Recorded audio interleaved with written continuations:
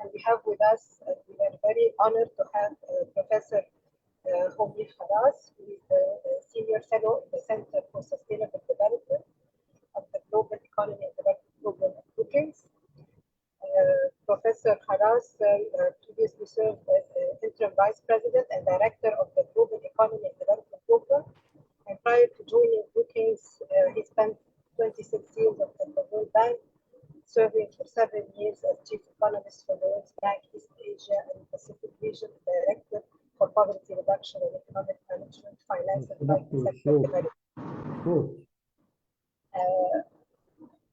Today we'll be discussing his most recent book, and we have also with us Professor Mahmoud, Chairman of Asfer, the Arab Society for Economic Research, and also the President of the Middle East Economic Association. Professor Mohieldin is, of course, the Executive Director for Arab States at the IMF, and he has been the United Nations Special Envoy on financing the 2030 Sustainable Development Agenda, and also the Minister of Investment for the period of 2004-2010. So I will first give the floor to Professor Mohieldin, and we'll be sharing a few slides that we'll be presenting. Then we will ask him to launch the discussion with Professor Kharas, and after that we'll open the floor for discussion and give the intervention from Dr. Kenneth Ismail at the beginning, and then we hear all the comments and questions based on the participants. Right. Thank you so much, Dr. Mihal. And again, let me share with you the thanks and welcome for Dr. Homi Kharas and giving us the opportunity to discuss one of his latest contribution to knowledge of great benefit to understand more about the middle class and many ideas contained in his book, which is here. I encourage you to have a look at it. It's available on Kindle and on hard copy as well. And I'm happy as well that we're joined, as I said earlier, by many of the members of the Arab Society for Economic Research and the members of the Middle East Economic Association in a joint activity. And given its importance, we'll have a follow-up on that by highlighting the main outcomes of the discussion. And it's not a matter of exaggeration to say that matters related to the middle class, their profile, and their future is of a great importance. The members of this class in many countries had seen greater opportunities, not just to remain within the class, but to do even better, while we have seen a great deal of challenges in different parts of the world, including in many countries in our region, as reflected in recent updates of the work of the OECD and in the introductory pages of the book of Dr. Kharas. Moving into this class is a dream of the poor, and it's not just the poor that like to be in it for obvious reasons, to protect themselves from humiliation and to escape the grip of destitution, but the wealthy as well, as captured by Homi, like as well to be recognized as part of this middle class, at least to send a signal that they are self-made, and perhaps to protect themselves as well from the envious eyes or the interest of some of the prying authorities. In in an important piece of work by the British historian Lawrence James, he described middle class as pragmatic, adaptable, peace-loving. It embodies the genius of the nation to which belongs. Its members know what they need to do and work to achieve it. They also expect, in a kind of an implicit or explicit social contract, that the state will protect them and their prosperity to safeguard their liberties and their properties. I was very much happy to have the opportunity to read the book and then to study it in preparation of this discussion today with Homi, who is a very close friend. That in preparing for this discussion, I like to share with you few slides, perhaps to enable me, not Homi, to share some observations, and it could be subject to some discussion with him. His book is big, full of knowledge, ideas, and as some reviewers said, that Homi is providing a manifesto of the middle class. And we will go through that manifesto in discussion with him. Members of our societies and association are more familiar with another manifesto, but this middle class manifesto is interesting to go through. A top economist as well, a good friend of Homi and myself, Mlyanovich, with co-author, have shown us an interesting development during the last 40 years, or actually from 1988 to the year of the global financial crisis, that it seems very much one of the turning points in history, as we refer to the first industrial revolution as one of the major turning points in history. 2008 is, while it's very recent, is very much recognized as well as a turning point in history. But if you have seen this chart before, and I will be referring to it a bit, but here it's basically what they call it the elephant chart. And you can imagine somewhere in another presentation, I draw the elephant. The top of the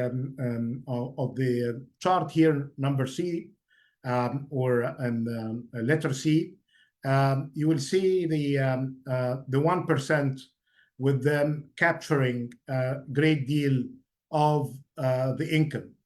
Then you will see the poor getting poorer at the left-hand side. And then the troubling part, which is part of our discussion today, what's happening to the middle class, expansion of middle class in countries like China, that didn't really have a sizable or significant size of a middle class until the 1980s. And then Homi dedicated a chapter in capturing what happened in China. And actually, the first time I saw Homi, it was on a conference on poverty in China. And was it in 2003 or 2004? Homi has a better memory than mine. But and we know that China didn't just manage to have a sizable and growing middle class, but managed officially, at least, to declare victory over extreme poverty by reaching zero poverty in the year 2020. Another middle class growing is India, and this is the other billion. Homi goes into very interesting discussion, and I leave more details to him differently, that it took the world around 150 years from 1825 to 1875 to have the first billion of middle class. Then from 1975 to 2008, that important year, another billion was added for reasons that I hope he will reflect on. And then we had 2 billion within less than 10 years from 2008 to the period of 10 years after that. And then a very big question, of course, those 2 billion came from the contribution of China and India. And then the big argument is about the 5th billion of the global population that, as we know, it's 8 billion. What was going to be happening from now until 2030? Very big question mark about that, especially for those who are struggling to remain in the middle class in countries like ours in the region. Next slide, please. Yes. And actually, again, in preparation of this piece, I came across not of the type of research that Homi normally would refer to, but this one could be one. But the other one that I refer to, not in this chart, a Washington Post survey of almost 1,300 US adults, in which they used some 11 indicators to ask people whether they perceive themselves or feel that they are part of the middle class or not. The usual questions about jobs, education, health, insurance, and other indicators were used. Just as a reminder, that's not just about income. Of course, income from job is essential to be part of the middle class, but you need other matters as well. But the surprising part here, I thought it's bad, but not that bad, that only 35% of Americans, based on that Washington Post survey, feel or perceive themselves as part of the middle class, as the only 35% met the top 6 criteria that are indicated in this. I shared that in an article in a Sharq al-Awsat newspaper, and it's available in Al-Ahram Weekly of last week. In Japan, not very different results, although that they didn't use 11 indicators. They use only 3, but having a kind of a good job or a decent job, and whether they can afford owning a home and owning a private car. Based on this simple criteria, only 38% of the Japanese, and that was 2 years old, a kind of a survey, matters changed. But the Washington Post was conducted in November, so it's very recent. Meanwhile, and here this chart is telling you something about what's happening with this massive decline from 1970 to 2020 of the middle income and their share. Next slide, please. That is the slide that I'll ask Dr. Khalid Abu Ismail to react to. This is based on some earlier work that he did, goes back to 10 years ago, but I know that he worked in updating this work. And here he has, and ESQA has 4 categories: poor, vulnerable, middle class, and affluent. And you can see countries like Egypt, Sudan, that was 2013. You see those who belong to the middle class around 43% or 44%. Tunisia was always perceived until the Arab Spring as a middle class society. It was 60%.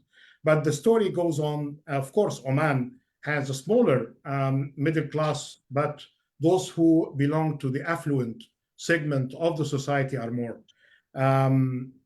The part here, if you can go back 2 slides, ممكن ترجعي 2 slides. If I can refer to India, because I came across a very interesting piece there by the Minister of Home Affairs, Amit Shah. He said, and I'll turn after that directly to Homi for his reflections based on his important contributions to this topic, not just now, but even from before. Amit Shah, the Home Minister of India, the Federal Home Minister, he said that the Prime Minister of India, Modi, is doing great for the middle class. Why? Education is getting better with access for children to excel. Second, the government had offered more and more of subsidized homes Third, they managed to create good jobs. Four, they have some tax rebates for affordable medicine. And five, they afford it through a program called UDAN, the cheap travel. So education, health, affordable travel, and access to affordable housing are among the indicators there.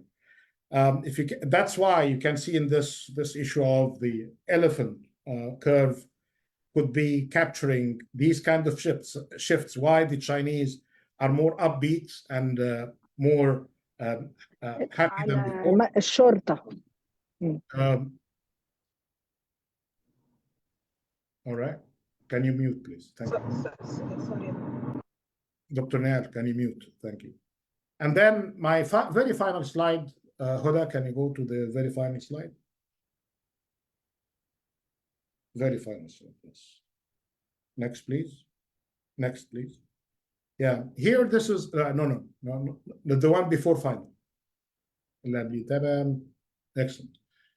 So here, this is a very important chapter about the future of middle class. Homi is focusing on technology, AI, and sustainability. And we can see here the responsibility and contribution of the rich in the society. He is expecting people not just to be more of consumers like what happened in the past, but the new middle class narrative based on his work is going to change from consumerism to well-being. So that reminds me of the old say, why you make it difficult if you can make it impossible, Homi, because you are expecting more in terms of behavior. But more to come on that. But last slide, just a reminder for those of you that the center of our discussion is this important work. آخر slide. Yes, this one. Yes, thank you. This is the book that I encourage you all to go through it and to read it. At some stage, I know that many will be interested in translating it as well into Arabic. And that could be another discussion that I'll be having, and our societies could contribute to that as well. But thank you all for being with us. And let me now ask Homi, who's not easy person to have a negotiation with in some areas. Dr. Nihal, mute. Thank you, Dr. Mahmoud. Start now the discussion with Professor Homi. Would you please react to what Professor Mohieldin just mentioned? Okay, thanks. Sorry about that. This is the problem of technology, Homi, and we'll get it in order. Hoda, please try to mute everyone who's not speaking. And now we'll give the floor to Homi to give reflections on what I said, and then some key messages from his book. And then there are some tough questions coming your way, but I know that you like, in particular, the tough questions when it comes to the policy implications. After we finish, as I said, we'll open the floor for discussion, but we'll ask Dr. Khalid to provide some reflections from his current work, previous work, from the regional perspective. Homi? Thank you, Mahmoud. Thank you for having me here. Thank you for all of you for being here and for discussing what I think is a really interesting topic. And I think I'll start just by saying that for economists, there's a huge amount of literature on poverty. There's also a huge amount of literature on inequality, which is largely the relationship between the top 1% and the bottom 1 or 10%. There is very little literature really about the middle class. And where there is a literature on the middle class, it tends to be very country specific. And I thought that that was actually quite surprising, because the politics in almost every single country is actually about what can we do about the middle class? I'm talking about the politics today. So it got me thinking about, so what is this thing that we call the middle class? How did it emerge and become so important to our daily lives? And I went back, and of course, everybody thinks about the middle class as really starting in the time of the Industrial Revolution. But if you think about societies at that time, there was almost no middle class. You had rich people, you had poor people. There was almost nothing that could be called the middle class. And then slowly but steadily, the middle class has expanded its size and its influence. So when we talk about the middle class, and let me just say a couple of words on this, I think that it's useful to, there are many people who have tried to define the middle class and to talk about its attributes. And Dr. Mahmoud gave a very nice, eloquent description. I like to think about the middle class as being a set of people who actually have the ability to make choices, choices for themselves and their families. They take self-responsibility for their own prosperity. Yes, they look to the government for certain things, but basically they're very individualistic and wanting to have their prosperity reflect their effort, their hard work, their determination, etc., and have those opportunities. You know, poor people, as I say in the book, poor people don't really make choices. I mean, they're struggling to get by. Basically, they have to spend on the bare necessities of life, and the choices that they are making are really minimal. It's a struggle for existence. Rich people, on the other hand, equally don't really make that many choices, at least from an economic point of view. If they want something, they go out and buy it. They're not faced with a budget constraint like most people. They're not very price conscious. So the middle class is that kind of set of people that's in between. And I want to differentiate between the definition of the middle class, which to me, it's an attribute. We call it a class, meaning this is a set of people with common economic interests. So it's a class in that sense, but the way in which we measure it, at least I measure it as an economist, tends to be much more from the economic side, and it's linked to spending in certain thresholds. I use an absolute measure of the middle class, meaning people who are able to spend and make those kinds of choices that I've talked about. There are many others, in fact, most others, who use a relative concept of the middle class. So when you see all these things, like, for example, in the US, the Pew survey, and Dr. Mahmoud put up at least something that referenced Pew, they use a relative measure. So the middle class is defined as being all of those households who are I believe it's 50% of the median household income level to 100 and some percent. But it's a kind of it's the relative distribution. And basically what that means is it tends to be very, very stable. I mean, these distributions, you know, they don't change very much in the middle. They change a little bit at the tails. And when you look at the US, basically what's happening is as many people are falling out of the middle class and becoming rich as are falling out of the middle class and becoming poor. I mean, the distribution in the US is flattening a little bit, unlike in many other countries. And that's why you get some of these stories about how the middle class is faring and how it's prospering. But for most countries and most people, it's this notion of being able to, if you will, live a reasonably comfortable life. And we know what some of the drivers are. The drivers are education, the drivers are urbanization, those translate into jobs. Many pro-middle class policies have to do with connectivity. In the early phases of the Industrial Revolution, the way in which you got the middle class was essentially everything to do with connectivity. It was steam engines, rail transport, sea transport. Later on, it's electricity, telephone connectivity, then comes, airplanes. But all of these things are all to do with the expansion of markets.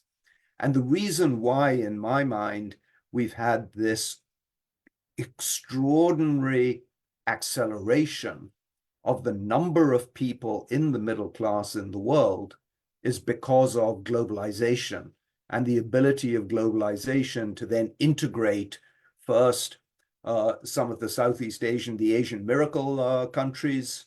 So we had the Asian Miracle, we had the Washington Consensus, we had Eastern Europe and its convergence with Western Europe. Then we get China, then we get India. So these very large population countries all now starting to come into the middle class. And incidentally, just today, there's our first consumer expenditure survey of what's been going on in India. India hasn't had an official consumer expenditure survey now since 2011, so it's quite out of date. And obviously, their growth has been at about 7% ever since then. I haven't fully studied it, but from what I have seen, India is now officially declaring that it has reached zero poverty at $2.15. So again, the expansion of that Indian middle class is absolutely massive. So the good news in some sense is that we now, by my calculations, have half of the world's population in the middle class. The bad news is, what is the middle class? The middle class is the consumer class. It's the group of people, and there's that very nice chart that is based on Oxfam. It's the group of people who are basically undertaking this mass consumption. And what happens with mass consumption? You get GHG, greenhouse gas emissions, you get pollution, you get enormous stress. And now lots of people are talking about how the middle class is under stress. We've all heard about, in Japan and in Asia, these the working hours that people feel in order to stay in the middle class. They have to work longer and longer hours. It's a bit of a rat race. In the US, it's reflected in these so-called deaths of despair, the opioid addictions and other things, because people are in the middle class, but in some sense, they feel trapped rather than liberated from being in the middle class. And this is a little bit what comes to the definition, because my definition is that it should be the people who are making choices. The choices that some of these people make are very destructive choices. So there's a real downside to the middle class, and I think it's being aggravated now by technology and AI, because AI is aiming squarely at the heart of what used to be traditional middle-class jobs. So professional jobs, people talk about radiologists, for example, and you've got IBM Watson now as, completely upending medical research. You've had AI in banks replacing many, bank tellers. All of us now make our own travel arrangements rather than going through, travel agents. So the whole ability of technology to cut out the middleman is essentially a threat to the middle class. So there are some real issues about whether the middle class can continue to expand at this kind of rate, and whether the middle class in many countries where people have achieved middle class status will be able to sustain that in a world that's changing so rapidly. So that's a little bit of what the book is all about. My small grain of optimism is the following. If you believe that today one of the big challenges in the world is one of the provision of global public goods, and you say whether it's greenhouse gas emissions, whether it's biodiversity and nature conservation, etc. These are some of the big challenges in my mind of our time.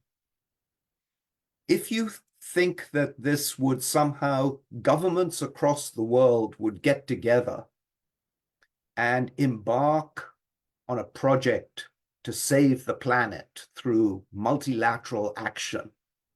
I spent all of my life in multilateral institutions. I'm a firm believer in multilateralism. But I can say to you, if that's what you believe, it would be complete wishful thinking. If you reverse it and say every government of a major country today is trying to respond to what its middle class, which is the mass majority of its voters, is asking and demanding, then I would say we have a chance of being able to deliver on this agenda. Because in every country, the middle class is saying, we want to do something about global warming. We want to do something about clean air and clean water. We want to do something about having decent jobs. We want to do something about pollution. We hate, whether it's air pollution or plastic bags and the destruction of nature, the middle class hates it. So they're pushing their governments to do all of this. But at the same time, they're saying, but there are two other things that we hate. We hate taxes and we hate inflation, which is a tax on our financial assets. So please do all of these things, but don't ask us for any more money. And that's the kind of, conundrum, if you will, where we are today. Every country, I think, is wrestling with this. When we talk about, decarbonization with prosperity, that's more or less what we are trying to say is how do we respond to this demand from the middle class to deliver much more sustainability, but to do it in a way that doesn't tax them from a formal point of view and doesn't tax them even from an indirect point of view, which is by forcing them to work harder and harder because already they feel that they are, time compressed. And what you now see is movements towards trying to think about that much more. The promise, of course, is in technology. And technology is offering prospects of improvements in all these scores. And the question is whether technology can really deliver for us in that way and can be used to benefit the middle class rather than just being used to benefit the big tech companies, and hence all these massive debates now about the way in which we will seek to have guidelines in place for AI. Yeah. So I leave you that as the kind of the basic thesis. The note of optimism is that we now have very large middle classes in all of the big important countries in the world. And that offers us a chance for collective action because the middle classes tend to have the same values and desires almost everywhere in the world. Excellent. Thank you so much, Homi, for this. And I hope that this concise yet comprehensive coverage of your book is not going to encourage people to buy it. But this is an important reference for them to know more, because in every line you use, there is a chapter or deep research behind what you just said. So there are many details on that. So perhaps like what we watch, I don't know if it is real or not, the robot playing a Chinese ping pong or table tennis player. We will go into this fast chat. One is basically, what do you really mean by the common values? I know it more or less within a country, like when I talk about China specifically, India, Egypt, Syria, or US or the UK, the common values of the middle class in a particular country. But when you go global, what is really shared of common values, especially when in your book, you refer to technology with reference to industrial revolution. You refer to the political dimension by getting the right to vote. And then there are other things that come under this issue of social values as well. But beyond what you just said, and the basic part, perhaps the consumerism part of the middle class in both sides, say, of the world, in the East and the West. What else? You already highlighted few, including the interest in keeping the global public goods as they really mean, global public goods, that we need that world safe, secure. We don't like uncertainty. When, as middle class members, they don't like pollution or the dangers that are coming from climate change. But when it comes to social and cultural values, what's really common? I think what's common is that the middle class basically wants to be in control of their own lives. That's the essence of what is common. So on the one hand, they want governments to provide them with certain basic services, but that's not always true. Like in India, for example, which now has this huge middle class, in many ways, the middle class is opting out of government. Very few Indians pay taxes, income taxes. I think maybe, 5% actually report and maybe 2% of Indians actually pay. And then middle class is probably in the, now in the 50% or so bracket. So the middle class wants these kinds of choices. And the good news for me is that it is about some of the things that we all care about. They want clean air.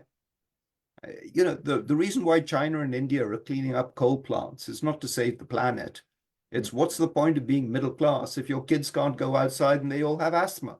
It's very localized. Yeah. It's very localized. So that's where I say it's okay, because the middle class is building up this kind of groundswell. They are, if you will, they're the army that will drive change. And they used to be the army that said, all we want is cheap goods. I think what we're now seeing is they're saying, no, we want cheap goods, but we also want cheap goods produced sustainably. And at least some segments of the middle class are saying, and we're prepared to pay a little bit extra for that. It's a new phenomenon, and it's actually a phenomenon that's pushing corporates everywhere in the world to change their strategy. And what I have in the book also is some examples, but I think the B2C corporates, the ones who actually deal with consumers, Mute, please. Mute. Have taken on sustainability in a massive way. So that again is another sort of driver of change in society. But without getting too much in that for many good reasons, but when it comes to political values, when I refer to the OECD, and one of your pieces had been associated with the OECD back in 2010, they mentioned something about sharing some political values. That could be part of it. You describe it when you said the freedom of choice. But what about the political regime? I think you were one of the main contributors to the Growth Commission work. And in order to settle the differences, people said, well, good governance. And regardless how you achieve good governance, are you that pragmatic? So here, what I would say is that there is a large, the notion that the middle class is somehow the class that supports liberal democracy has not been historically borne out. There is no evidence that I have been able to find that suggests that democratic values are more supported by the middle class. And we refer back to anecdotes and evidence of how the middle class was the core supporters of fascism. I mean, they've embarked on many, many dangerous political paths. They can be manipulated. And because they're large in number, once they are manipulated, they can be a political force for bad, just as they can be a force for good. So I think it's not easy at all to talk about these kinds of political generalizations of how the middle class will respond.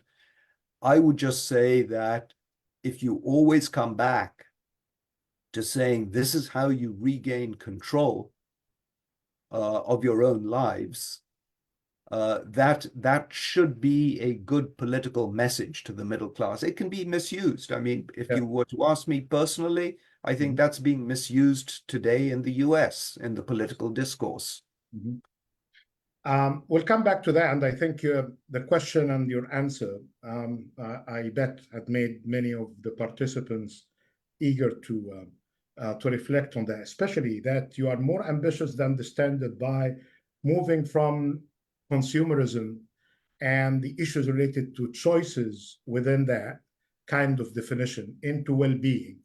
So how can we sustain the well-being without really having this extra guarantee that the well-being will not going to be compromised by sort of an interventionist authority that could complicate matters? But I'll leave it to the exciting conversation, knowing many of those are in the discussion. Dr. Khalid, Dr. Hussam, Dr. Ali Al-Mahdi, Dr. Khalid Wazani as well is with us, and Dr. Al-Arabi. So we'll come back to you on that. But on technology, I have three questions because I need to get the floor to react as well, and just for further clarification of points. One is related to technology, and now the focus of discussion is about AI and the fear of AI, and whether it's going to be helpful, complementary, enhancing productivity, or is it going to be labor-saving type of technology and AI. And then there is that call for regulate, or even stop some of the applications, as some of the scientists called for 6 months of any kind of further development of particular applications. But now I saw a hope coming from your good friends, Danny Roderick and Joe Stiglitz, and you reflected on that as well by their piece on the new growth strategy for development nation, that there is an opportunity for the country that you described, not just India and China, but the added countries like Brazil, South Africa, and Turkey, Turkey, to have innovation that are labor-friendly, more compatible with the cultural needs, and more adapted to their societies. So to what extent you are optimistic or not about the possible contribution, not just of technology from now until 2030 and beyond, but let's focus on 2030, until 2030, because of a question that I'll follow up on the SDGs. And then to what extent you see them as these countries, the middle income countries in particular, as contributors to the solutions rather than being part of the problem. You know, I mentioned a little bit about how important connectivity has always been in the development of the middle class. And the new technologies that we have, especially internet-based technologies, are all about connectivity. Whether you're talking about social media, whether you're talking about information, whether you're talking about the speed of diffusion of new technologies. You know, one of the biggest platforms in the world is the Chinese platform Pinduoduo, which links small farmers directly with consumers. You know, the ability of technology to draw people into the global marketplace is phenomenal.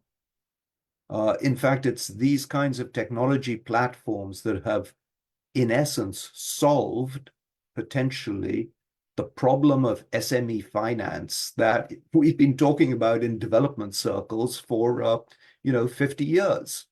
And those problems have always been that you know, by knowing your customer, it's so expensive to do it from a bank, and the size of the loan is so small that it becomes prohibitive. So very high fixed costs in knowing your customer, and very small returns. So very little SME financing. These new platforms, you have SME financing that is based on a completely different algorithmic way of establishing creditworthiness. It seems to work very well. So the potential there for a complete leapfrogging is extraordinary. And of course, we've already seen it with mobile phones, etc. But I think we're just entering into a brand new era. So I'm not even talking about the technology that's coming down the pike. I'm talking about just the movement of technology into the middle class sphere. And technology has always been initially disequalizing. Think about when electricity was first introduced, it was only for the very wealthy. So they get it first, then it becomes a mass available to the masses, and it becomes hugely equalizing. And again, just think about how electricity has helped to keep the disequalizing forces in control by giving people access to that technology. So basically what this technology does is it enables all of these people in different places to construct their own local solutions. Yeah. And coming back to the point you made, Mahmoud, it's that nowhere are you going to, these are all very complicated problems and issues. Nowhere are you going to get a single, this is the answer. Everywhere it has to be tailored to local conditions. And what the technology will allow us to do is to say, now you've got a set of choices, you tailor it to your local conditions and figure it out. Right. I want to reconcile your expectations from now till 2030 and beyond with the prospects of the SDGs and the Paris Agreement. You are among the very few who monitor matters by evidence and numbers, and you know very well that we are not on track to achieve any of the SDGs. It's great to see the few exceptions on extreme poverty achieved as a target by China, and now you gave us the good news of India. But the rest of the SDGs, including SDG 10, that has a great deal of issues related to your topic now, is not on track. Our favorite topic in Egypt during the last 2 years as a host of COP27, and then being brothers to the UAE of their hosting of COP28, we know more now about that we are not on track for the 1.5 degrees, not even in the 2 degrees. And I was in my village just 2 days ago, and I was in Upper Egypt yesterday. And the peasant there, and the farmers, not just the experts, say that we cannot really achieve what we have of our crops as targets or cultivate what we used to because of these kind of extreme weather changes.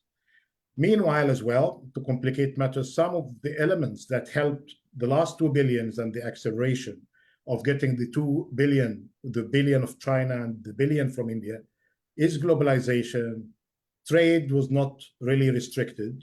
New industrial policies making matters even more complicated. Many countries here are going to be affected badly by the CBAM of Europe and the implications of green policies in the US. Labor movement is more constrained than ever before. Perhaps is what gets us connected today is information, internet. This is basically still, until something else comes, is not being too much constrained by your infrastructure.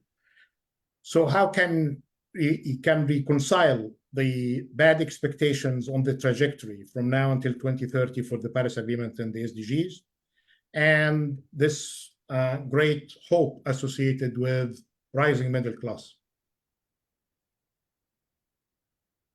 So we won't get to any of these agreements if we don't have investment. Mm-hmm. And right now, for a variety of reasons, some economic, but some political, capital is reverse flowing from emerging economies to back to advanced economies. And the one source of capital that was kind of flowing to developing countries was capital from China, and that is now also severely constrained. So it's going to be very difficult. And it puts us in a situation where in many advanced economies, they have become more inward looking and thinking that they will be able to solve these problems internally. In my view, that's impossible. Whether we need to go through a political cycle of this kind of downturn until people figure out that this is impossible. And, you know, as one goes through these periods, there are many, many people all across the world who suffer. I mean, it's almost always the poorest and most vulnerable people who bear the actual pain of the failed experiments that are going on elsewhere in the world. But I am convinced that there will have to be a return to more collaborative policies, and the sooner we can orchestrate that, the better. When I look at, you know, you sit on the executive board of the IMF, and when I look at the continued, repeated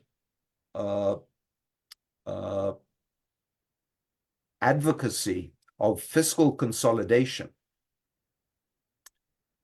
I'm all for fiscal consolidation in terms of cutting out fat and waste and corruption, but it cannot be used as an excuse to say, do not invest. No. Because with technology, we have opportunities for high return investments, and those are sitting on the table and not being fully utilized. And we are leaving hundreds of billions of dollars of value added on the table because of these ideologies. That has to change. I don't have a magic bullet as to how, but that's what I would urge you to do.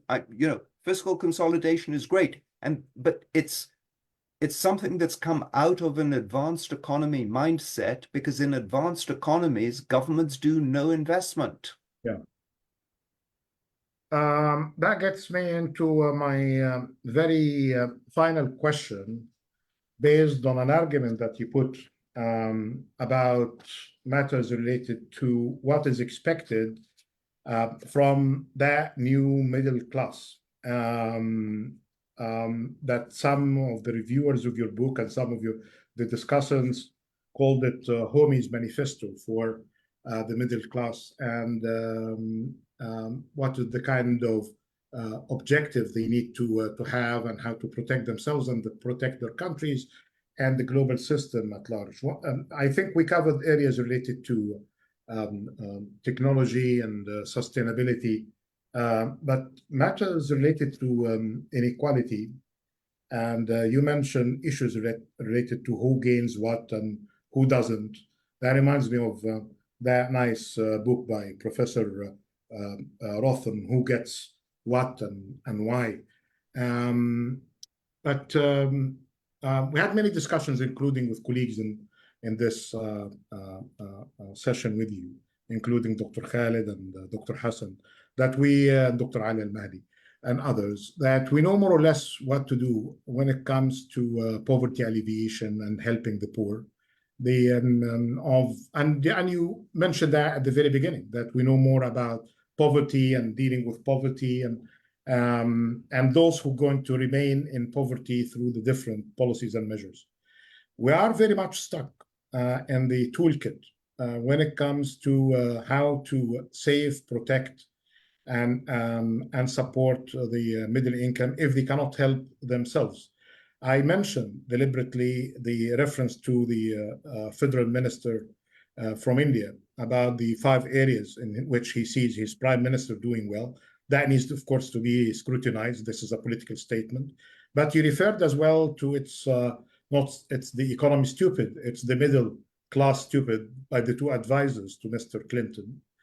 So say directly here, and we have many colleagues from all over the Arab world and beyond, and they know, with the few exceptions in our country, that the middle class is not seeing its better times because of what you mentioned, taxes and inflation tax, which is the worst of taxes, as we learned from Mr. Keynes. So in your toolkit, you assume that the middle class is there and is going to protect itself. But if the middle class is becoming more vulnerable to the extent that it is shrinking, what can we do especially if what you just mentioned now, if the budget of the state, especially for countries under program, under a great deal of constraints? What the obvious is being listed, but what could be practically done, say, not in another 20 years or 15 years kind of investments and returns, but what could be done immediately?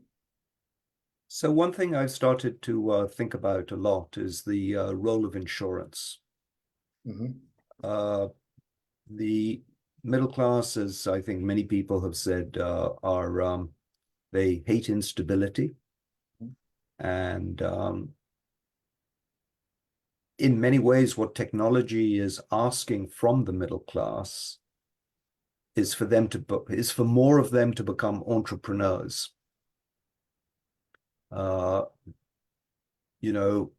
We have fewer and fewer what I would call good wage-paying jobs. And one of the issues, especially, long-standing in the Arab region, is the extent to which the most secure wage-paying jobs are actually government jobs.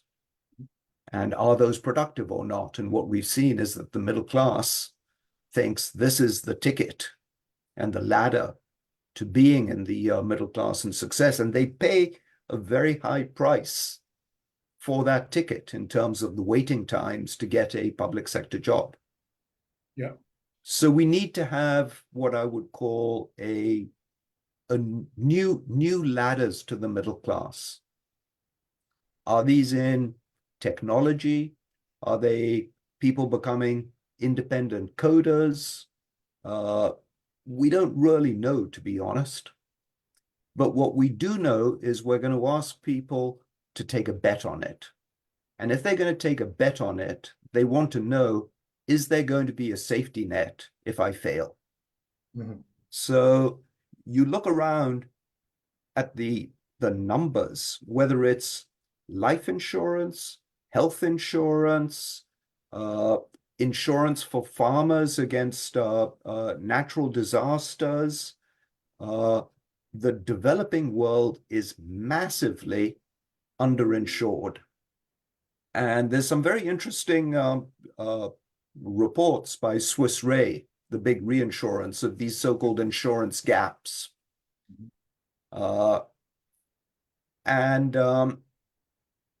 one of my collaborators has, did a little search. How often does insurance or, risk management appear in the SDGs or in the targets or in the indicators? And the answer is almost never. Yeah. And yet, these are the people who are sitting on, upwards of $40 trillion of assets under management. These are the people who, so they're sitting on the capital and they're affecting the way in which we do things. There's something there which goes, beyond our normal toolkit of education, health, other social services, etc. You said public housing, even cheap transport, the famous bus tickets and things like that. So, I mean, we know a little bit about these things, but the one area where I would pay much more attention now is in safety nets. It's great that you mentioned that, and as there is the new Finance for Development conference to be hosted in Spain next year. And one hat, I started to approach financial institutions, and one of them is the largest cooperative network of Germany, And in addition to banks, they have insurance, and we're encouraging them to play a bigger role. But that could be discussed with you further, perhaps bilaterally, because you have a lot to offer in this.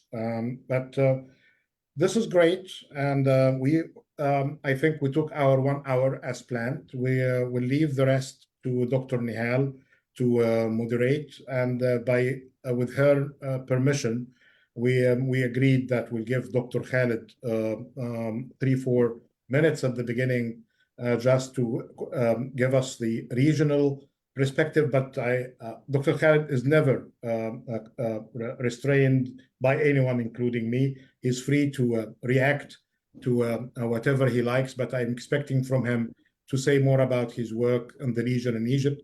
Dr. Hussam Badrawi, for the benefit of Dr. Nihal, already requested the floor. And others, please raise your hand or give an indication to Dr. Nihal to give you the floor. It has been a pleasure. Homi, just a teaser of your fantastic work, and that will be definitely followed in different ways. And as a research think tanks and networks and research centers, I think, and many of our good professors in many universities are on this call, this is an area for research, PhD thesis. I see Dr. Hassan Ali as well raising his hand, dissertations for masters and beyond. So, Dr. Khalid, with the permission of Dr. Nihal, and I'll listen. Thank you, Professor Homi. Thank you, Professor Mohieldin. And the floor is yours, Dr. Khalid.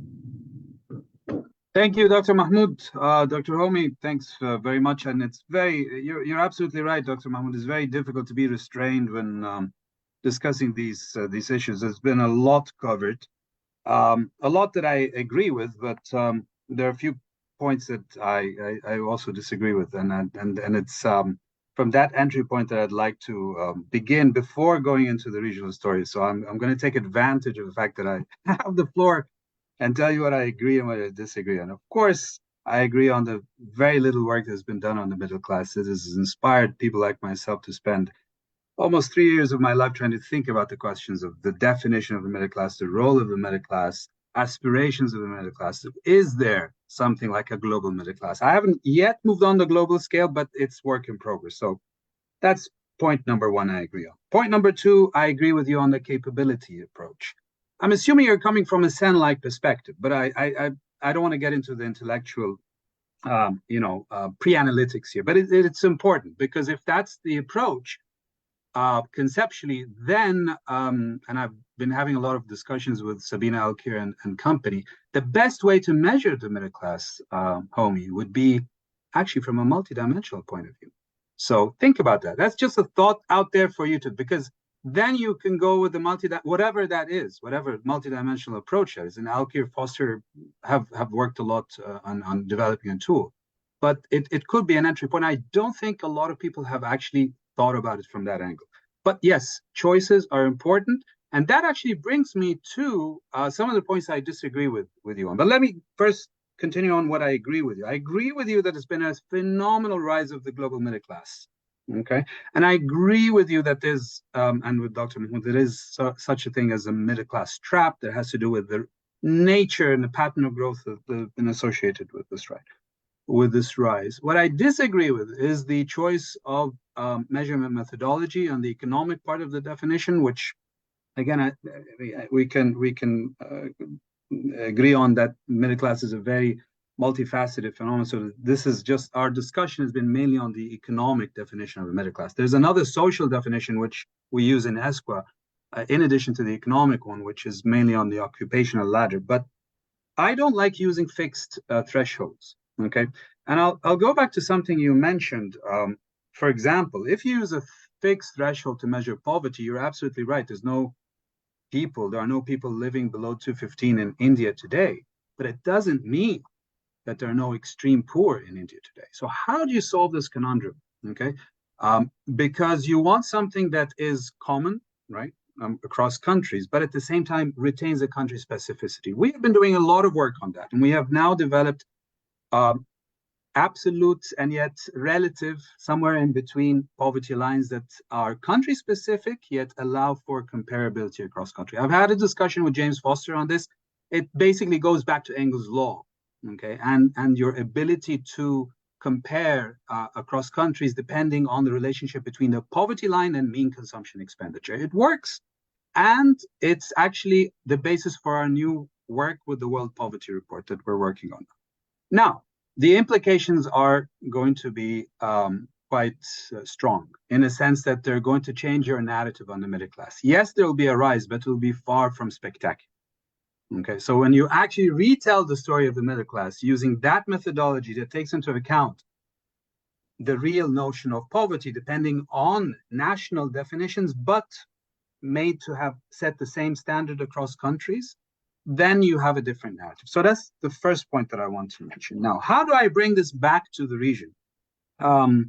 Well, as I said, we have been sort of toying between two aspects here. One is the economic aspect. That's what we started with in 2015.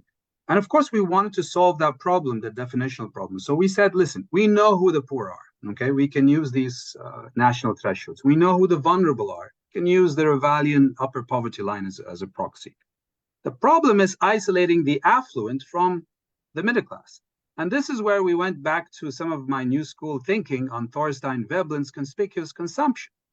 It's basically, if you are spending on non-essential items, the equivalent, if the household is spending on non-essential items, the equivalent of the poverty line estimated for that household, given its characteristics, then you're no longer part of the middle class, then you're isolated, you're left with a residual category, that's the middle class.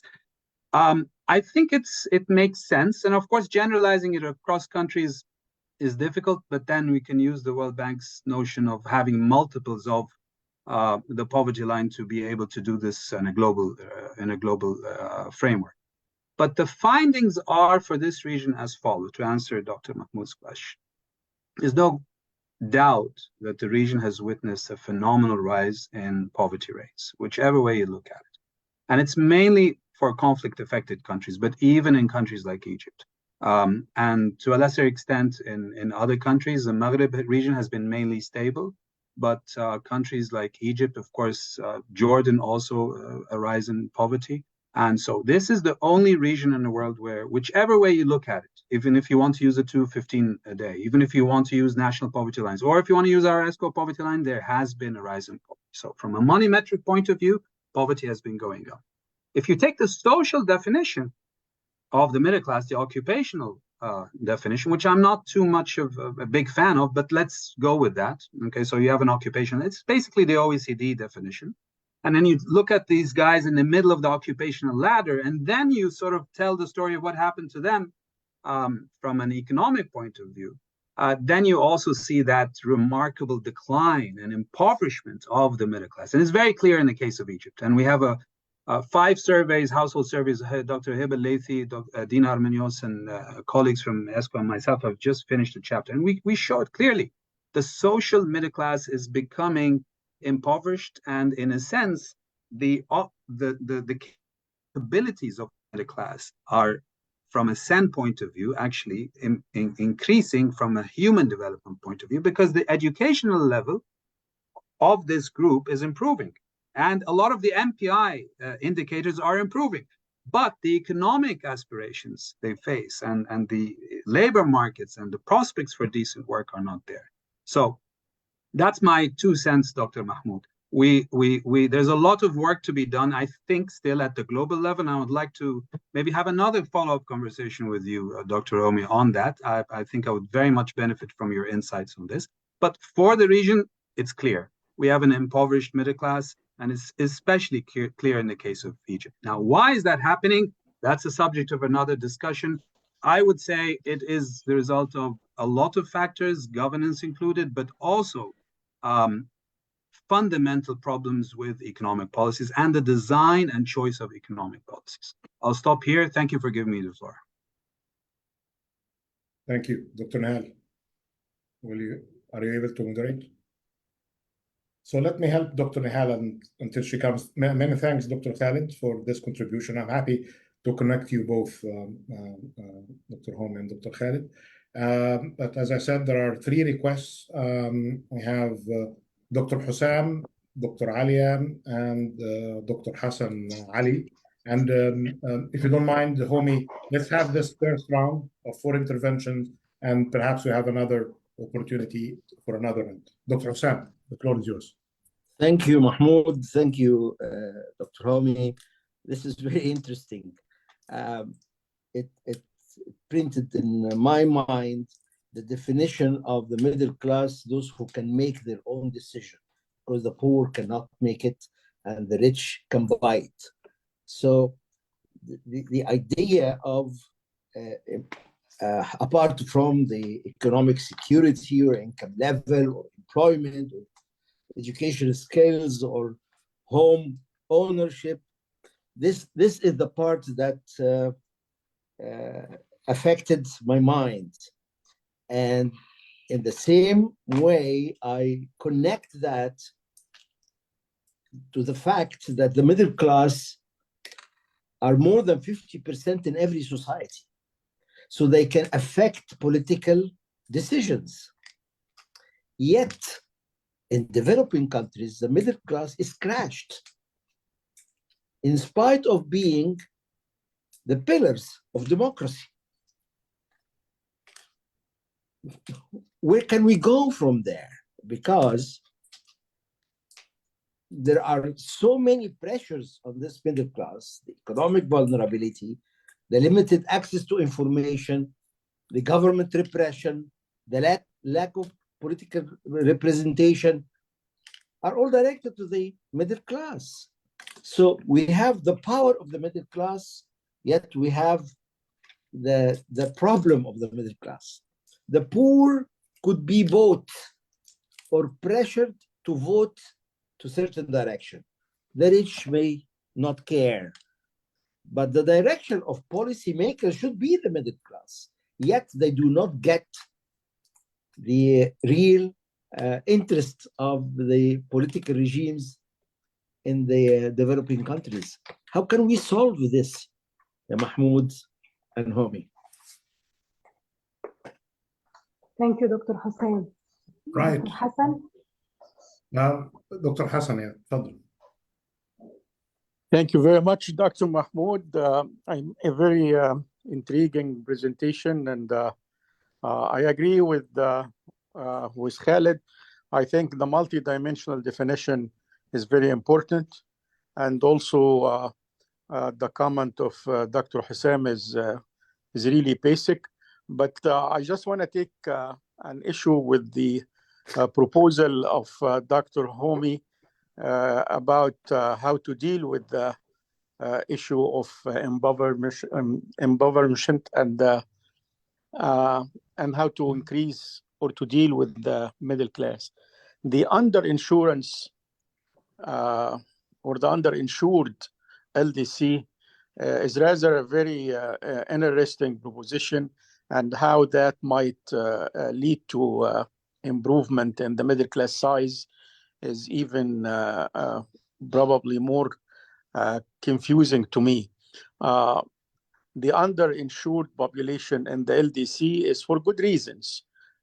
Most of the time, people in the LDC would look at the insurance premium they pay as a luxury item, given that they don't have the capacity of the basic income. In the middle class, they have different alternative for payment. And what we are really seeing that now, and just as the opposite of what it should be, education is in the DC or in the developed country is the factor for social mobility. Is the factor for climbing the ladder of the social mobility, where right now in the LDC, education is becoming basically one of the root causes of diminishing the middle class. I'm saying this, yesterday I was attending the EduGate, which is a huge conference for universities, private and public here in Egypt, where they offer what they have to do. But the mood when you see it over there for the university, for the government is giving up on the right to have an education for every citizen and putting it in the hand of of the private sector, more or less. Even in the public university, Cairo University was there selling their what they call an international program, a credit program, for huge amount of money, for that matter. Inside Cairo University, there are 4 or maybe 5 different classes of education for the same school. One in English, one in Arabic, one in partnership with another foreign university, and each one of them has a different price. Again, the way for me to enlarge the middle class is to go back to the basic, is to invest in education more than anything else. This is my 2 cents right now, but I will be more than happy to intervene in due time. Thank you. We take also Dr. Alia, Professor Ali. Thank you very much, Dr. Nihal. I would like to thank Dr. Mahmoud and Dr. Homi for a really very good 2 very good presentations. Let me go to the issue of the middle class. The middle class is, when you mention it, what comes to my mind is what we call the missing middle, the middle that no one cared about for a very long time. People cared about mostly the poor, designed policies to support the poor. They didn't care that much about the rich because they can take care of themselves. So to me, the middle class is the most unheard group, the most ignored group. I'm talking about the case of Egypt. I'm not talking globally. And whenever the government decides to design a social program, they never look into the middle class. Their main concern is the poor, which is absolutely true. The poor need social programs, but I mean, the middle class is not a homogeneous group.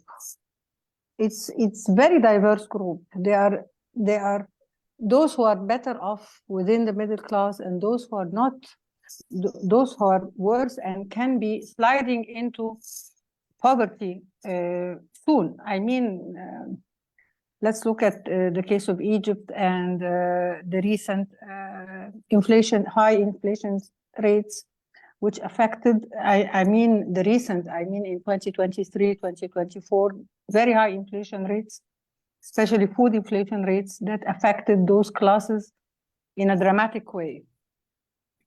I agree with Dr. Hassan and I guess with Dr. Hussam that the main issue here is about education. Yes, the government provides free education, but free education, this is a myth, really. It's not free. It's all, though you go to the school and it looks like it is free, but you have to take private lessons and so on. The quality of education is deteriorating in a very dramatic way, which affects the middle class, and we will soon be seeing the erosion of this middle class unless something really quite clear happens to the spending on education, the stress on the importance of high quality education to those who cannot afford private schools, very expensive, not very expensive, expensive private schools. So I guess the cornerstone here, or the main issue here for talking about a country like Egypt and some other Arab countries as well, is give them good quality education. And I guess this is what China and India made, where it made a difference to them. They gave their population very good education systems. In our case, no, we are more concerned with the numbers who go to the school educational system, not the quality of the education system. If you have a good education system, you'll be able to make some of your own decisions, some, not all. In countries like our case, what matters is beside education, what kind of connections do you have? Are you well connected? If you are well connected, then it will help you further in the future when you graduate from college. So actually, Dr. Homi, when you said, as Dr. Hossam also mentioned, those who can make their own decisions, sometimes the middle class, even the middle class, cannot make their own decisions. I'm talking about not only political, but mainly economic. Difficult situation, they're not having good connections, not having good education to support them, makes it hard for the middle class. So I guess, yani, it's very important to understand that the middle class is not a homogeneous group. They are not similar. There are very diverse differences between those who we perceive as middle class as a whole group of middle class. There are big differences. This is my comment. Thank you very much. Thank you, Dr. Ali. Dr. Fouad, I think, Dr. Fouad Bastiso yeah, requested the he's floor. not, yes, but I don't see him now. Dr. Fouad. Who is there? Yes, okay. Well, thanking all organizers for this important scientific discussions, and thanking also the presenters to this discussion.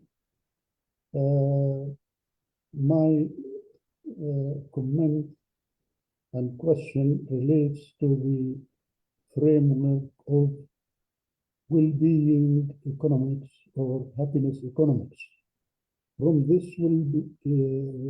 this framework for well-being, my following to the discussions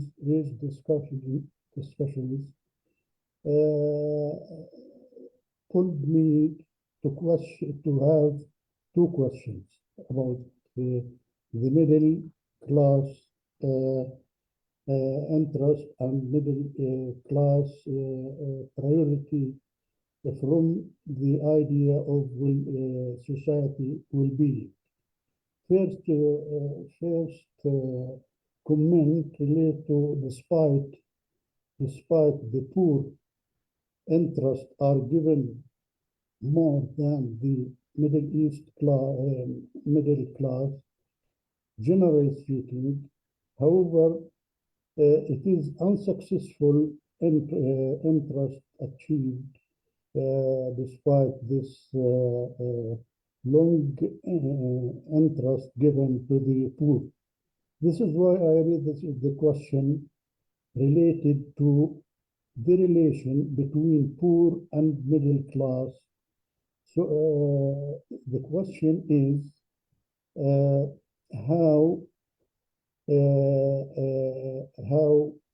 the priority, if given to the middle class, would be reflected first on the general well-being of society, and secondly, how it will be reflected on the poor, as the poor class is still suffering despite the interest given to them. Thank you. Thank you, Dr. Fouad. We stop here for the questions first round. And back to you, Professor Kharas and Professor Mohieldin. Professor Kharas. Thank you so much for the interest, for the penetrating questions. Look, I think that let me first start with this question of measurement. Of course, there are lots of different ways of doing things, and of course, the more dimensions that you can bring in many ways, the better off you are. To be honest, I was influenced in my choice of the metric of the middle class by looking at things that are available with long historical time series. So if I was to try to do something that was multidimensional, for example, I certainly wouldn't be able to go back to a couple of hundred years. It just wouldn't be possible. I actually don't think that there will be that much, because the middle class has many of those attributes, unlike with poverty, where you have big differences in income measures of poverty and multidimensional measures of poverty. I don't think that you will have such big differences, because by and large, the middle class has accessed education and to some extent other health services more. I think every country, I mentioned that India has now perhaps achieved zero poverty at 215. Well, the policy implication of that is that India needs to raise its poverty line, and I think that's exactly what they're going to do. So I have no problems with the idea that for national policies, you should have national thresholds. And we've all seen actually that poverty lines, when you plot them against GDP per capita, etc., they follow a pretty linear process. But that still doesn't mean that you should take that as being your metric if you're trying to compare across countries in terms of what I would call class interests. And there we can have an offline argument, but there I would say that having an absolute definition actually helps a lot, because otherwise you do get into these situations where to some extent you say, well, the middle class in, I don't know, Burundi is the same size as a percent of the population as the middle class in Switzerland. And we're talking about, people that radically different kind of facing radically different choices. So it can become a little nonsensical from that point of view, but I won't go too much into that. I think that there's a really interesting question about how does the middle class actually become more politically significant. And when you look at the history, the middle class in advanced economies has been very agile in aligning itself at some points with the working class and aligning itself at other points in history with the elite. And they've always flipped between those two, and each time they've done it in a way where they have emerged stronger. So to give you an example, the very first, what I would call pure middle class policy, which was the repeal of the Corn Laws in the UK in the mid-19th century, was a tariff reduction. It was essentially aimed at bringing the price of food down. Very popular, both for the middle class and for the working class. Then when you come to different kinds of things and from there, universal education, universal healthcare, those kinds of issues, again, allied the middle class and the poor in a very strong way. But then you have other things, in particular on taxes, and in particular on inflation, where the middle class is much more closely aligned with the rich, because the middle class develops a certain amount of financial assets. And that then, whereas poor people have very few financial assets, and that puts them in a different bracket. What I think I would perhaps many people don't recognize is that it is very rare for anti-poverty policies to be sustained over time if they don't have middle-class buy-in. And here I have a huge difference of opinion from my former employer, the World Bank. The World Bank always advocates for targeted policies targeted to the poor on the grounds that that makes it more affordable from a fiscal point of view. It's true, but it also makes it much less sustainable, because ultimately the middle class don't see that they have anything in it for them. They're the ones who are paying taxes. They push back on government, and these programs founder. So when you come to things like programs for education, programs for child support, things like that, I'm always in favor of making them more universal and incorporating the middle class into those programs, rather than trying to target them narrowly just to the poor in order to maintain sustainability of these programs over time. And I think that is one of the answers to how do we get the middle class to be politically more, have governments take them more serious politically. It's by making this alliance with in some instances with the poor, and in other instances with the elite. I thought that I fully subscribed to the idea that education is absolutely fundamental to the middle class. I mean, it is at the heart of opportunities. I would say that we do know a few things which are really at the heart. Education is one, health is another. You can't work if you're not healthy. I think actually that public housing, in all of the successful middle-class economies in East Asia, public housing has proven to be an extremely important part. And if you look at the origins of the Chinese middle class, it was entirely based on a massive redistribution of state-owned housing from the works of state-owned enterprises to the people who lived there. It was essentially just transferred. Housing has been the basis of the Chinese middle class assets, and home ownership in China today is way higher. It's something like 85-90% compared to in the US, where it's running at around 66%. So it's a very, very big difference.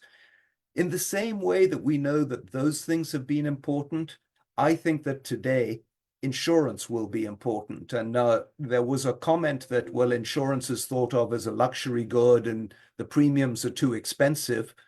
Yes, that's absolutely true if it's private insurance. But the insurance and the safety nets that I'm talking about don't necessarily only have to be private. They can also be partly public. I just think it's something that's worth exploring. I do want to give a word of caution about thinking that there are always some things that are that are necessary. So I think Dr. Alia mentioned that China and India have really good education systems. I think that's true in China. It's definitely not true in India. The quality of education in India is, especially of public education, is absolutely awful. The number of high-quality educational institutes that they have, which are the IITs that everybody is familiar with, are tiny in number, certainly as a fraction of this massive Indian population. And this is a big issue for the Indian middle class going forward. I think there's a deeper question there about whether we think about the middle class entirely as a ladder towards a meritocratic society. And I think the middle class likes to think of themselves as being meritocratic. Sometimes I think this can be taken too far. I mean, if I look at the way in which in Korea and Japan, everybody is kind of, in Korea, they're paying tutors something like 6% of GDP to try to get their kids into the one top university that will then guarantee them success forever. That might be taking things a bit far. You see the same thing in Japan with Tokyo University, etc. So hopefully there's a bit of a balance there. But ultimately, yes, one of the fundamental, what I think, attributes of the middle class is a belief that there is a meritocracy that will open up opportunities for them if they are given the capabilities to do that. So I think that these are questions that one needs to think really hard and deeply about. As I said, the way I think about the middle class in terms of how to make it more politically salient is by initially having it ally itself with other groups in society, with which important group will depend on the policy question of the day. One last observation I would make, which is about using occupation as the middle class. There are a lot of people who don't work. And increasingly in some countries, old people don't work. There are a lot of people who are self-employed. It's very difficult to think about, are farmers part of the middle class, not part of the middle class? Some are big farmers, some are small. So occupation is actually quite tricky to be the basis of a middle class, although there are certain occupations that lend themselves very well to a classification with the middle class. So these questions of metrics, which metrics to use, etc., are always going to be complex, and there's no right answer or wrong answer. I think ultimately you just have to choose a metric that is reasonably consistent for the issue that you're trying to expand upon, and then see where that takes you. Thank you, Professor Kharas. Dr. Mahmoud, would you like to comment on what sure, but let me give Dr. Khalid an opportunity. And I will also raise my hand. Okay. Dr. Khalid, please. Yes, thank you very much for the opportunity. And it's really a big opportunity, not only to hear to Dr. Homi, but also to try to finish his book.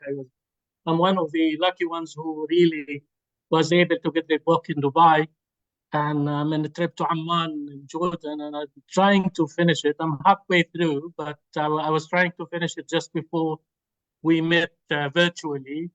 Dr. Mahmoud Mohieldin has made everybody excited about trying to get the book and read it, but unfortunately I was unable to finish it. But I promise you, before I go back to Dubai, by the weekend, I'll be finishing it. And I really benefited a lot from the different points that I've read in the very first couple chapters. And I do agree with most of what I've read, actually, the rise of the global middle class and the issues related to it, and the way we're looking to 2030 or even to 2050 with zero emission and what have you, and the role of this particular class of society. However, one of the things that I always think about is policy implications and role of governments, because at the end of the day, as one who is very much interested and concerned about policy making, is where government's role is when it comes to either look into the middle class as a given, I would say, advantage to any society, especially as you mentioned when it comes to India and the China, who are really celebrating that they are moving people towards that class in a way or another.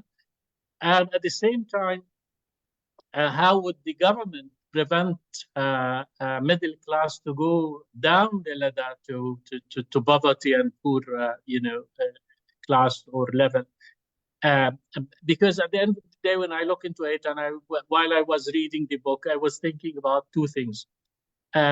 Those who are supporting poor are mostly from the middle class. We all know that we all give donations in a way or another. The biggest donators as a group is the middle class, and who makes rich people are the middle class, because they are the few that either through production or through doing the business for them. So what kind of policies, and I remember Dr. Aliyah was mentioning things related to education, but when I read the last future job report, and I found that 85 million jobs are going to diminish, while 69 million jobs are going to rise as a new way of doing business in the world. Wouldn't you think that still, given the middle class is a challenge by itself, wouldn't you agree with me that still the biggest role of governments is still to maintain the good quality of life for those people, and to have them in a way or another perform in a way that helps achieving the SDGs or the needed quality of life for all of us, for poor people and for rich ones. And finally, and I'm sorry for elaborating and taking much more time than I should. When I look into most of the rich people today, most of them are coming from the middle class. Looking into Steve Jobs, so the late Steve Jobs, Bill Gates, all of those guys who now are dominating the rich people are coming in a way or another from the well-known middle class that we know. I mean, the 80s and 90s middle class way of doing way of doing business. So still, I would believe the ladder is going to help more middle class to go up to the rich class, but I would say that still the governments needs not to forget that they are the ones who should at least lay the ground for good quality of life and making sure that a middle class will never go down to be in poverty or poor class. And thank you very much again. I really enjoyed reading the first couple of chapters, and I assure you again I'll finish it before I go back to Dubai by Saturday, inshallah. Thank you very much.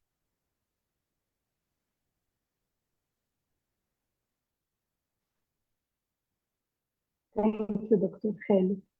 May I ask one related to Egypt and another one related to the Arab region?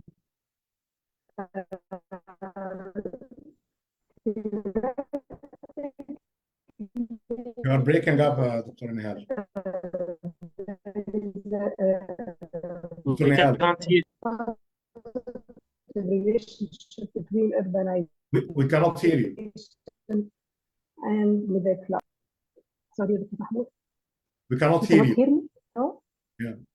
So turn off your screen and yeah, that could be better. Yeah. We'll try again. Is this better? Yeah. Okay. I was asking about the relationship between urbanization and the middle class. Since theoretically there is a positive relationship between urbanization and the middle class expansion, but we're not witnessing this in Egypt. From your research, is there some explanation? And my other question relates to the Arab region witnessing also migration. So do you think that migration has an impact on the middle class? Thank you so much.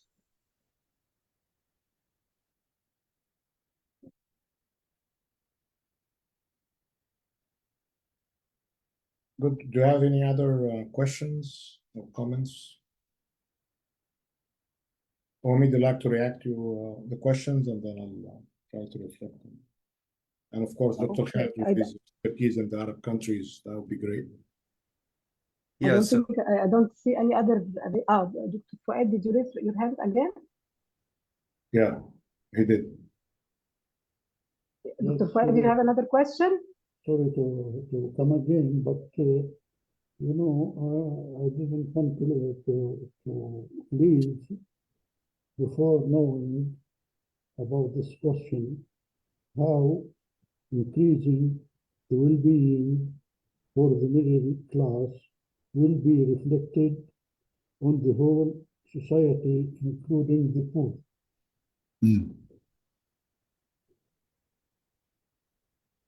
Mahmoud, could you repeat the question, please? So it seems Dr. Fuad is asking about the policies dealing with poverty in their relations to dealing with middle class challenges, and whether there could be contradictions between the two or trade-offs. Is that a proper understanding, Dr. Fuad? Yes, and also I add, referring to the poor, to the middle class priority, will it be advisable from the general well-being of the society to give a priority to the middle class? Thank you. Yeah. There's a We have priority also- issue. Actually, if I may, Dr. Nihal, this is an interesting question, if I can add to it, because we have, because of what Dr. Khalid Ibn Ismail mentioned, this issue of the impoverished middle class and the people who are squeezed because of inflation tax or in high inflation, as mentioned by many, including Dr. Alia. What to do for them, and with the budget constraints and the kind of support, given the issues of the handouts, could be more suitable to the lower income strata, but not definitely suitable to the middle class who have been falling into poverty trap. What to do about that, and the issues about priorities. Insurance is good for the future, but those who have been immediately falling without having the insurance of the public safety net or the private insurance, including health insurance. But happy to get your reactions, and then I have a couple of reactions before we close. And Dr. Khalid, if you want to come in on the issues related to Arab countries. We have also Dr. Mahmoud, sorry, but there's also Dr. Abdel Hamid al-Taqallai. Dr. Abdel Hamid, I haven't seen you on the screen, sorry. Dr. Abdel Hamid, تفضل. Dr. Abdel Hamid. شكرا دكتور. Yes. I thank Professor Homi very much, and also the Professor Mohieldin for this very nice introduction. In my point of view, the subject is very important, as it is, in my point of view, is the target or the main target of planning and development, at least in the third world, in the underdeveloping countries. But there is two remarks. The first remark about the percentage of 50%.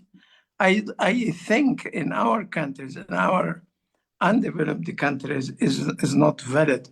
It is less than 50%. The second is related to this point. The second remark is when you come to the criteria of the income, then very too much, for instance, between Qatar and Djibouti. If you want to calculate how much is the national income here or here, or you look to individual country one by one. But when we go to quantitative criteria, it will be more better as a criteria. We can how much the family or the person consume goods and services, of course, including the education and the healthcare and food. I know that some of the international organizations succeeded to put groups of, but it depends on the national income, like World Bank or International Monetary Fund. But I think there is no objection, or no, they can do the same quantitatively, even Monetary Fund or DAC or ESQA or UNCTAD. If we put the quantitative, then we will be more near that to our targets. Thank you very much. Thank you, Dr. Abdel Hamid. Thank you. Now, for final remarks, Professor Homi and Professor Mohieldin. Yeah, Homi, please go first. Thank you. So let me try to, Dr. Abdul Hamid, I'm not sure if I got your question exactly, but when I calculate and compute the size of the middle class, it is based on individual household surveys. And to do it globally, we have these for, more or less 185 countries across the world, individual country by country, etc. And all of those are processed. So it's not actually linked to national income. It is based on household consumer expenditure as a measure. Now, when one goes back in time, especially to the 19th century, there are big assumptions that have to be done, but conceptually it's the same kind of metric, and it's based on historians' estimates of inequality and things like that. So I think that that's where you were what you were driving at. I think that Dr. Nihal, you asked about migration. Migration, I think, is very important, and it's very important for two reasons. One, in many places, migrants obviously directly subsidize home families, and by having opportunities abroad, they're able to send back more money to their families than if they had stayed domestically. But second, there is a quite considerable body of evidence that suggests that because the opportunities for migration are better with better education, that migration adds considerably to the demand for education. Now, that's certainly true in many countries. I don't know whether this is true in the Arab region or not, which actually I think has done rather well in terms of recently in terms of their education attainment. Maybe there are more issues in terms of quality that I'm not aware of. But as a general proposition, I think that migration would be important. And of course, migration also helps if it's internal migration and you're moving to a city. And the reason why urbanization is so closely associated with the development of the middle class is because typically urbanization offers individuals more opportunities in job markets to find a good job. That said, there are always going to be these difficulties, and I think that there's this really interesting question about whether you can have programs that benefit both the middle class and the poor, and that will be good for society. And coming back to that as an issue, I think my observation would be that if when one is thinking about programs, one should think about universal programs that incorporate the middle class, and that will in turn have implications on the size and dimension of the program that can be financed without higher inflation. And of course, as inflation is also part of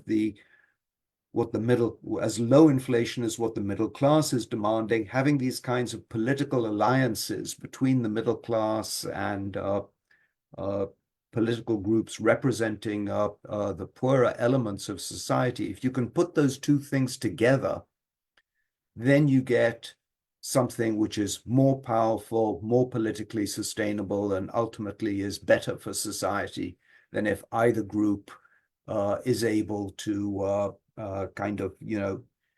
get at a certain point in time their own political views advanced. If they can't bring the other group along with them in an alliance, it becomes very difficult to sustain over time. And this is actually one of the big lessons to me that emerges out of the way in which the Scandinavians have addressed middle-class issues. You've always had these kinds of alliances. They called them at one point the red-white alliances in Scandinavia, red for the workers and white for the white-collar workers, etc. And as they've moved to proportional representation systems, you've always had the middle class making these kinds of shifting alliances with different groups in a way that's been, I think, quite good for societal well-being. Thank you. Thank you, Professor Kharas, Dr. Mahmoud. Thank you so much, Homi, for an excellent presentation and getting us all acquainted with the main arguments, regardless if we agree or disagree with the approach or the findings. I think that will encourage a great deal of research and interest on the topic. And many thanks to you for offering us your time and reactions to the many questions. And given that the main speaker, I will not take much time, given that we already exceeded the time allocated. But in quick reaction to this issue on being stuck in the middle and the middle trap or the lost middle, it's interesting because it's not just at the middle class we have these challenges, but on the middle or the mid-sized enterprises, we see the same issue. You get the larger ones with adequate access to resources, connection.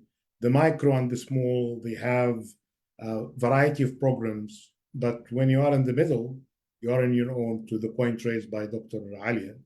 Middle-income countries, representing a few of them, and we know that they are not getting the adequate support. If you are thinking of multilateral development banks and the IFIs and the global safety net and the insurance against shocks, they are not adequately served. And this is another aspect to deal with it and what to do about that. In a kind of a global shifts as well, that the old model of some OECD countries are going to be contributing more in order to make the rest happy for them to have a safer world is not really working. And it's not, the funding model is not sustainable, and the kind of partnership that is being assumed, it needs to be challenged, and the typical constraints are on some, including some of the emerging powers. They are more interested in keeping themselves to what's called the CBDR. So the whole thing about the finance, the insurance for the middle-income countries, for middle enterprises, and for the main topic today of the middle class, how to protect it, make it more sustainable, and support it through its own means, because this, again, a group of people who are very much proud, and they would be happy with the help, but not that type of help that could compromise their abilities or the love for competition and sustaining themselves. And then what was mentioned as well by Homi, by Dr. Kharas, when he talks about the how much of income is being spent in a country in like Korea to make sure that the future generations have adequate education, pre-university level to secure that. I would say an interesting piece of work here in Egypt, you'll be seeing how much of household income being spent on education, including what's assumed to be free education through private lessons and informal schooling for the same purpose, without having the same guarantee that they will get higher education at quality that they like, or if they obtain that higher quality education, they will get the access to the jobs with decent income to allow them to be growing up the ladder. I'm not even using the elevator. Interesting, and that will be subject to further debate and discussion between Dr. Khaled Abu Ismail and Dr. Homi Kharas and others, if you are interested on issues related to measurement. Coming from the perspective, always trying to find a solution for public policy and how can we advise governments in these difficult times, especially in our region. You would say a simple approach, not to upset my good friend Dr. Khaled, because the issue of having the data, we don't need to make the perfect enemy of the good, unless the multidimensional approach advocated by Dr. Khalid, supported by Dr. Hassan, and I didn't see Homi is unhappy with it if he had the time series that he would wish. But if you don't have it, I would go still with the measure that is more practical to obtain and to complement it with the multidimensional understanding of the likes of surveys and questionnaires, as we have seen them in the examples in the case of the US or Japan and others, just to give more frequent updates on the state of the middle class, and more importantly, to advise governments on how to do a better job in supporting their interests and through them with the rest of society.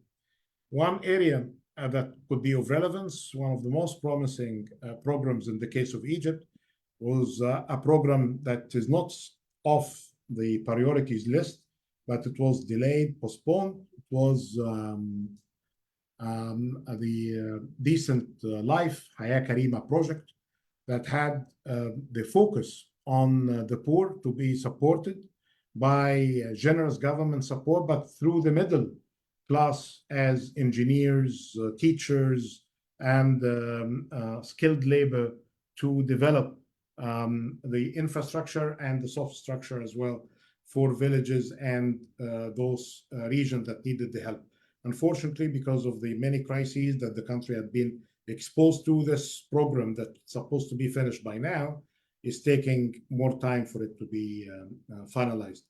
Again, this is not a topic to be covered in 2 hours, and I'm again very grateful to your time and to the two big associations, the Arab Society for Economic Research, and of course for the Middle East Economic Society. And we'll give, with the permission to Dr. Nihal Homi, the last word, because I saw his hand risen again. Thank you all. Thank you so much. I'll just take 30 seconds because one of the things you said, Mahmoud, I just think is really important and we didn't really touch on, and that's the link between the health of the middle class and the health of mid-sized companies in any economy. I did some work with the McKinsey Global Institute on Latin America, and one of the striking findings there is that the one reason why the middle class in Latin America is under so much pressure is because they are missing these mid-sized companies. And if you think about how did China do it, etc., it wasn't through the development of the large state-owned enterprises. It was through the emergence of small, mid-sized private companies that really generated the jobs. And when we think about industrial policy, we typically just think about business climate as a very broad thing, rather than specifically what is the business climate improvements that are required in order to have these mid-sized companies, often subcontractors to other companies. And that ultimately is also going to be of huge importance in supporting the middle class. So thank you all so much for your time and attention in listening to this. And for those of you who promised to read the book, I'd be very interested in any reactions you have afterwards. So thank you. Thank you. Thank you so much, Professor Kharas. Thank you both. Professor Mahmoud. And we want to thank all the Asfer and Meea participants and all distinguished economists. And à la prochaine. Thank you. Thank you for all of you. Bye. Thank you. Bye. Thank you. Thank you so much. Thank you so much. Bye. Thank you. Thank you.